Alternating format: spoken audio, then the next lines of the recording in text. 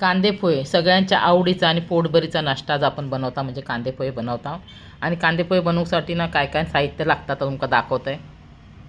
एक मोठं कांदो आणि टोमॅटो बारीक चिरलेलं, थोडासा ओला खोबरा, 4-5 हिरव्या मिरच्या बारीक चिरून, कोथिंबीर, कढीपत्ता, जिरा, मोहरी, हळद, मीठ, तेल, थोडेसे शेंगदाणे, पोहे आणि दुसरा खोबरा त्यांना भाजीसाठी ठेवलेला. आमच्या दोघांच्या नाश्त्यापुरते ना पोहे चाळणीत घेतले, ते नळाखाली चांगले धुतले, चोळून नाही धुवायचे अलगद आणि नितळत ठेवले. आपण सगळेच जण नेहमी ना चविष्ट असे कांदे पोहे बनवता, पण आज म्हटलं नाश्त्यासाठी मी बनवते तर म्हटलं चला तुमका पण दाखवूया मी कसे बनवते.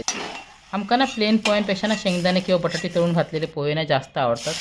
आता बघा तेल जास्त तापलं म्हणून पहिलं मी ना कांदो टाकते, नाही तर जिरा मोहरी टाकणार असते. जिरा मोहरी टाकलं असतं तरी करापली असते, म्हणून आता बघा आत्ता टाकते जिरा मोहरी. आणि ती हलकी असतात कांद्यावर, चांगली ती भाजली आता, कच्ची नाही रवत. त्याचबरोबर आता टोमॅटो आणि कढीपत्ता पण टाकते, हिरवी मिरची मी नंतर टाकतेलं आहे.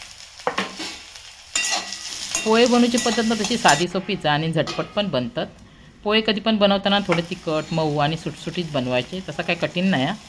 कांदो आणि टोमॅटोना मऊ होण्यासाठी थोडा वेळ मी कढईवर झाकण ठेवले. आता त्याच्यात बघा हिरवी मिरची, मीठ आणि हळद पण टाकलं आहे. आणि पोहे ना जास्त वेळानं भिजवून नाही ठेवायचे, नाही तर ते कडक होतात.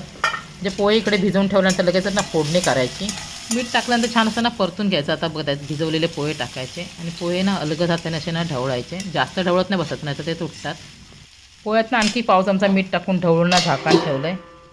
झाकण ठेवून वाफ काढली की पोहे ना आणखी छान असे ना मऊ होतात. आता तुम्ही म्हणतालच ह्या ना मालवणी का बोलतात, तर ना खूप जणांची कमेंट होती ताई तू ना मालवणी बोलत जा. मी ठरवलं चला आता रेसिपी करता करताना मालवणी बोलाय. आणि अगोदर ना मी गोडाळ्याची रेसिपी टाकलेली आहे मालवणीमध्ये, ते का ना खूप छान असं ना रिस्पॉन्स येईल, म्हणजे त्याचे व्ह्यूज ना 89,000 पार झाले. त्याबद्दल तुमच्या सर्वांचे ना मनापासून धन्यवाद. तशी मालवणी भाषा ना साधी सोपी आणि ना गोड असा समजतली तुमका. शेवटी पोह्यात किंचित साखर, खोबरं आणि कोथिंबीर टाकली. मंडळी मस्त असे ना गरमागरम मऊसूत तिखट कांदे पोहे आपले तयार झाले.